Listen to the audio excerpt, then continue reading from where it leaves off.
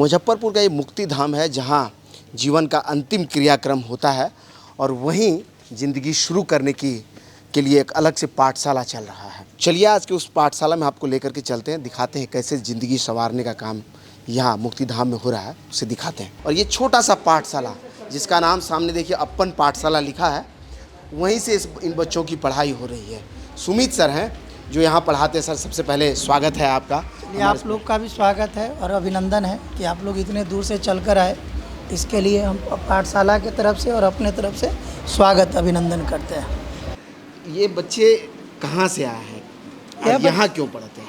यह बच्चे अगल बगल के ही हैं और यहाँ इसलिए पढ़ते हैं क्योंकि यहाँ एक हमने पढ़ाने का प्रक्रिया प्रारंभ किया और 2 बच्चे 4 बच्चे और आज इतने बच्चे हैं, तो बच्चों में भी होड़ है कि हम लोग चलकर क्यों ना पढ़े, तो लोग नियमित आते हैं और पढ़ते हैं। किस किस क्लास के बच्चे और इसके माँ बाप क्या करते हैं? यह बच्चे 1 से लेकर 10वीं तक के बच्चे हैं। उधर एक से पढ़ते हैं और यहाँ 10वीं तक के बच्चे हैं। 1 से लेकर के 10 तक के बच्चे हैं। कब से पढ़ा रहे हैं आप इनको? पिछले 7 सालों से पढ़ा, 8वें साल में चले गए हम लोग। ऐसा क्यों कर रहे हैं?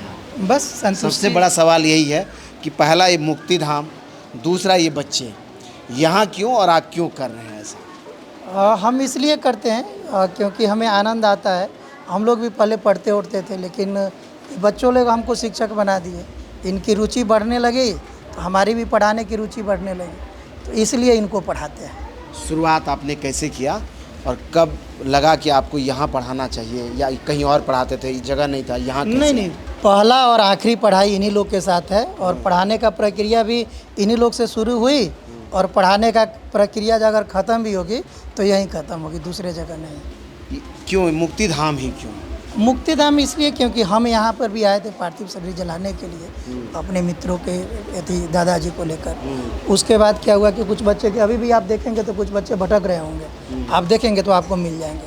तो वैसे बच्चे भटकते तो उन लोगों से जब पूछा कि भाई पढ़ते नहीं हो क्या, तो कहा कि पढ़ लिख कर क्या होगा सर। तो मन में जिज्ञासा हुई कि भाई इनको पढ़ाना चाहिए और पढ़कर क्या क्या क्या कर सकते हैं यह बताना चाहिए। तब से हम मन में हमने संकल्प लिया और इनके गार्जियनों से बात किया और यहाँ के लोगों से बात किया। अभी इतनी व्यवस्थाएं, उस समय उतनी व्यवस्थाएं नहीं थी, लेकिन यह बरामदा था और यह इसी बरामदा से प्रारंभ हुआ और इसी बरामदा पर चल रहा है। इनके बैग पे सर वो लिखा है अपन पाठशाला लिखा है। हाँ, ये बैग, बुक्स और इन सब चीज़ों का अरेंजमेंट कौन करता है, कैसे होता है? ये आपसी कंट्रीब्यूशन से एक तो खुद करते हैं, दूसरा अगर किन्हीं की इच्छा होती है कि हम कुछ देना चाहते हैं तो आके पहले कहते हैं। अगर हमें आवश्यकता लगती है, लेने वाले वो योग्य व्यक्ति होते हैं तो उनका लेते हैं, नहीं तो प्रणाम करते हैं। सबसे सब चीज़ नहीं लेना है, तो जो आते हैं उनका स्वागत करते हैं और जो नहीं आते हैं तो खुद से करते हैं। किसी पर डिपेंडेंसी नहीं है। अगर हमारी इच्छा है जैसे टेबल का, तो मेरे मन में चल रहा था तो देखिए तो टेबल इन लोगों के लिए व्यवस्था की और टेबल की व्यवस्था करके पढ़ाते हैं। तो मन में जो बातें आती हैं इन लोगों के लिए करते हैं। देख रहा हूँ अब ये धनखड़ साहब हैं जो अभी राष्ट्रपति उपराष्ट्रपति अवार्ड दे रहे हैं। इधर में देख रहे हैं उनका पूरा एक टीम है। उनकी पूरी टीम है? उनकी टीम नहीं है, ये एक सम्मान मिला था, संत ईश्वर सम्मान, जो पूरे देश से 17 लोगों को मिला था, जिसमें हम थे और हमारे साथ जो चांद पर भेजे थे, वो जो इस चांद पे जो पता किए थे वैसे लोग थे। तो उसमें एक हमारा साइंटिस्ट थे और उनको लोगों के साथ संत ईश्वर सम्मान हम लोग को मिला। जिज्ञासा समाज कल्याण केंद्र नीचे लिखा अपन पाठशाला। अपन पाठशाला नाम क्यों? बच्चों नाम इसलिए क्योंकि यह अपनापन लगे। हम लोग भोजपुरी क्षेत्र से आते हैं तो अपन मतलब कहने से एक और हम लोग अपना लगता है पाठशाला और मतलब ये बस अपन जो लागे छे, तो इसीलिए जो है इसमें अपन नाम हुआ। इधर में एक नज़दीक से अगर आयुष कैमरा लेके आए तो इस QR कोड को एक बार आप दिखा दीजिए। जो लोग डोनेट करना चाहेंगे सहयोग राशि कुछ भी, तो ये कर सकते हैं इस QR कोड के जरिए। बाकी ये पाठशाला है और इस सर को अवार्ड मिला है। ये सम्मान आने वाले समय में बड़े बड़े लिस्ट जुड़ेंगे इसमें, जो काम आप कर रहे हैं। हम बच्चों से भी एक बार बात कर लेते हैं। सर किस क्लास में पढ़ती हैं आप? 8 में। कब से यहाँ कब से पढ़ रही हैं? 7 साल। पैसा लेते हैं सर? नहीं। पैसा नहीं लेते? क्या क्या पढ़ाई होता है? विज्ञान, भूगोल, गणित, नागरिक शास्त्र सब पढ़ा देते हैं सर? हाँ। कितना बाकी सरकारी स्कूल जो जाते हैं तो वहाँ की पढ़ाई और यहाँ की पढ़ाई में क्या अंतर है? वहाँ पढ़ाते नहीं है। वहाँ नहीं पढ़ाते? नहीं, यहाँ पढ़ाते हैं। यहाँ आने से पहले क्या करते थे आप लोग? घर पर रहते थे। पापा क्या करते हैं, मम्मी क्या करती है? मम्मी काम करती है, पापा पापा भी काम करते हैं। किस क्लास में हुआ? 8 में। 8 में। क्या करते मम्मी पापा आपके?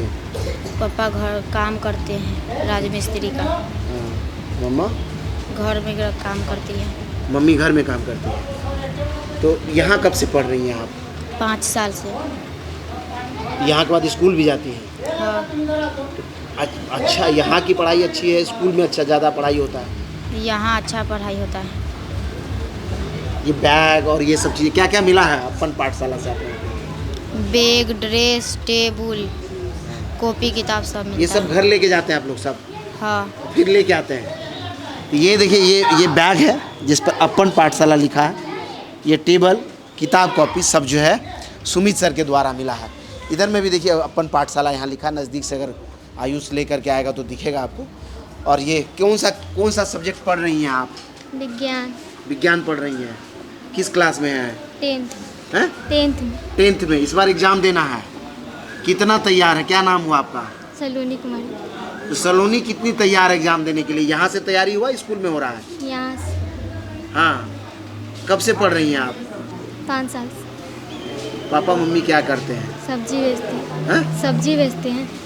पापा मम्मी सब्जी बेचते हैं। बाकी ये बताइए हमको कि यहाँ आना कैसे शुरू किया? किसने कहा आपको यहाँ पढ़ने आने? सब बच्चा लोग आ रहे थे पढ़ने तो हम भी आए। अच्छा। पैसा फीस भी लगता है? नहीं। क्या क्या मिला सर, क्या क्या दिए? बैग, टेबल, कॉपी, किताब, ड्रेस सब सर दिए हैं। कितना देर यहाँ पढ़ते हैं? 4 से 7। अच्छा। किस क्लास में? 10th में। इस बार एग्ज़ाम देना है 10th का। तो क्या करते हैं मम्मी पापा आपका? काम करते हैं। किस चीज़ का? सही? सामान का काम करते हैं। अच्छा, मम्मी पापा। तो यहाँ पढ़ने से पहले क्या करते हैं? कब से आ रही हैं पढ़ने यहाँ? 7 साल से। 7 साल से यहाँ पढ़ रही हैं, यानी क्लास 3 से। पहले कहाँ पढ़ते थे? स्कूल में तो अब स्कूल नहीं जाते अभी?